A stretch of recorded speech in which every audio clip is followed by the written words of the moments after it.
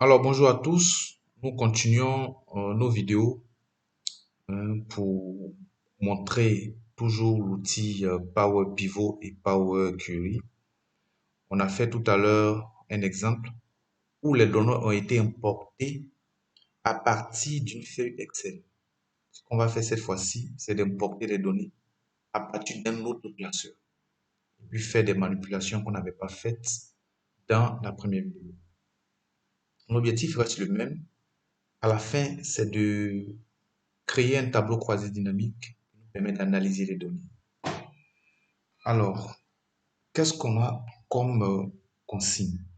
On est d'importer les données qui sont dans le dossier 2.j'applique. Voilà, c'est ce dossier-là. C'est ce dossier-là. Deux fichiers-là qu'il faut importer. D'accord? Donc, c'est ce qu'on va faire. On va déjà aller ouvrir ces deux. Voilà, ces deux fichiers. On a le choix de transformer ces plages en tableau. C'est pas obligé, mais pas pour tous les cas, mais pour ce cas-là, c'est conseillé. Donc, je vais transformer ce plage en tableau. Je clique sur accueil. Je vais cliquer sur mettre sous forme de tableau. Je prends un style. Je fais OK. Je vais nommer le tableau. Je l'appelle objectif. Je fais entrer et je ferme. Je fais enregistrer. Je fais pareil. Je fais accueil, mettre sous forme de tableau. Je vais choisir par exemple un autre style. Je fais OK. Je vais nommer ce tableau vente et je fais entrer. Je ferme. J'enregistre. Donc, je viens dans mon classeur. Je vais sur données. Et cette fois-ci, je vais choisir à partir. Voilà. J'ai aussi ici. Voilà, si je n'ai pas l'accès direct, je peux venir sur cette petite flèche. Je clique à partir d'un fichier. Et puis je viens là, d'un classeur Excel. Je clique. Je vais dans le dossier. Donc le dossier se trouve ici. Voilà.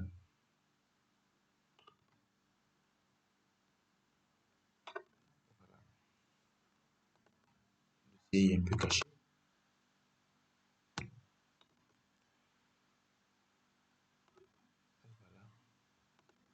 Voilà.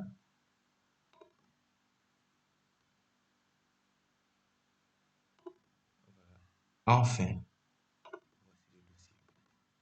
voilà. Je vais prendre objectif.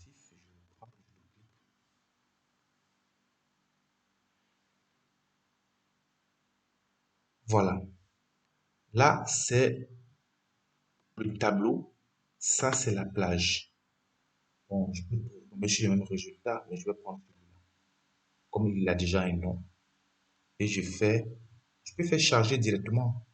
Parce que quand je regarde a priori, il n'y a pas d'erreur. Et puis, j'ai même pas envie de charger. Je vais garder l'information dans la mémoire de Power BI, Power Query. Excusez-moi. Donc, je fais transformer les données.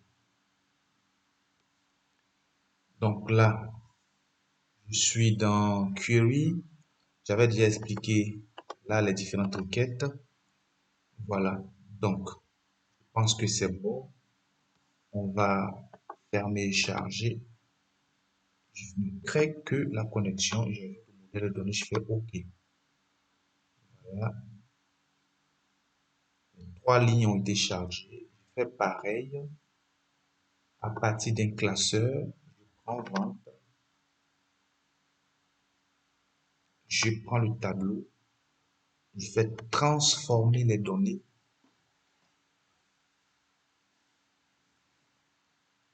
Voilà, c'est bon. C'est bon. Cette fois-ci, mon champ date est venu correctement. Quand je suis dans mon tableau objectif, je vois que Patrice c'est le nord, Roland c'est l'ouest, Yves c'est le sud. Donc, je vais créer un champ région parce que cette fois-ci, je décide de faire la connexion à partir du champ région. Et comme région n'est pas dans ce tableau ou dans cette table, je vais créer un champ région. L'objectif de ne pas utiliser le champ vendeur pour faire la liaison et d'utiliser le champ région, c'est parce que je veux montrer euh, euh, enfin une manipulation dans Power Query qui est comment créer un champ. Donc, je reviens sur ma table vente et je vais dans ajouter une colonne. Il y a plusieurs façons d'ajouter une colonne. Voilà, je peux partir d'un exemple et Power Query va suivre la logique de mon exemple et il va me générer toutes les autres observations de la colonne que je vais ajouter. Je peux utiliser format personnalisé. Ça, avec l'exemple que je suis en train de faire, colonne personnalisée me permet de le faire. Mais je peux aussi utiliser colonne conditionnelle qui est un peu plus simple à comprendre. Donc, pour cet exemple, je vais utiliser colonne conditionnelle.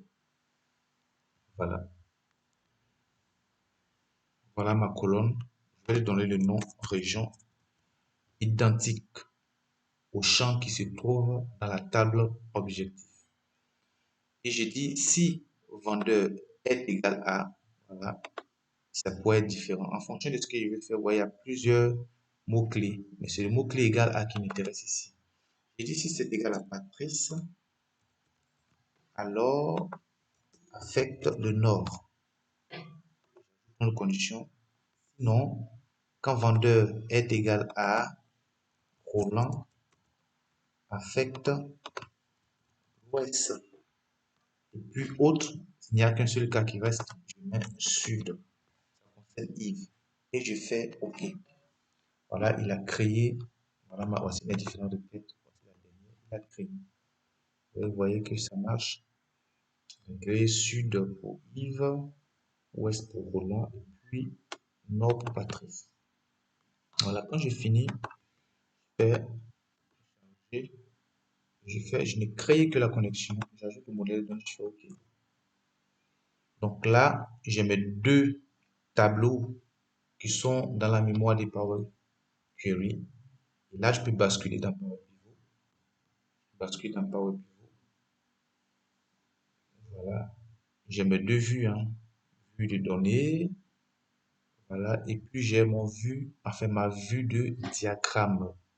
Cette fois-ci, je peux utiliser le champ région. Voilà. On soulève, on maintient le bouton gauche de la souris, on vient de poser ici. Voilà. C'est bon. Voilà, et je fais pareil sans sortir de pivot. Je clique sur tableau croisé dynamique. Je fais nouvelle feuille de calcul. Voilà. Donc, je viens là, région, vendeur, objectif. Et puis, voilà, je prends vente, je mets ici. Voilà, j'ai une création. Sous-total en haut. Voilà, c'est bon. Maintenant, je vais mettre le taux de réalisation. Pour cela, je vais créer une mesure. Voilà, je vais créer une mesure. Je viens dans vue des données. Je peux me placer dans la partie objectif. Je peux me placer ici ou ici. Toutes ces zones-là peuvent me permettre de créer. Donc, ici, je tape égal. Je vais diviser les ventes par l'objectif. Donc, je fais somme de ventes. Bon, somme en anglais SVM. Vente, vente de la table vente. Divisé par somme en parenthèse objectif. Voilà, objectif mensuel de la table objectif. Comme la parenthèse, entrée. Voilà, il a donné un nom lui-même qu'il a appelé mesure 1. Je vais l'appeler taux de réalisation que j'ai fait entrer. Voilà, je vais partir dans Voilà, dès que je reviens dans Excel, mon champ est là. Je suis là, je le dépose ici simplement. Voilà. Et je mets mes pourcentages. Le reste, c'est de la mise en forme. Ça, je peux faire cette mise en forme. Voilà. Donc, la différence entre cette vidéo et la première vidéo, c'est comment j'ai importé mes données dans Power Query. Dans le premier cas, j'ai importé directement à partir d'une feuille. Donc, classeur actif. Cet exemple, je suis allé prendre un autre classeur.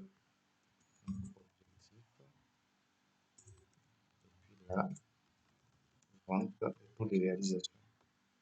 Voilà, simplement. Voilà.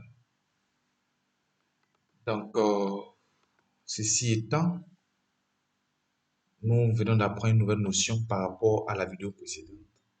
C'est la source d'importation et puis la création d'une colonne. En tout cas, portez-vous bien et à tout à l'heure pour d'autres vidéos.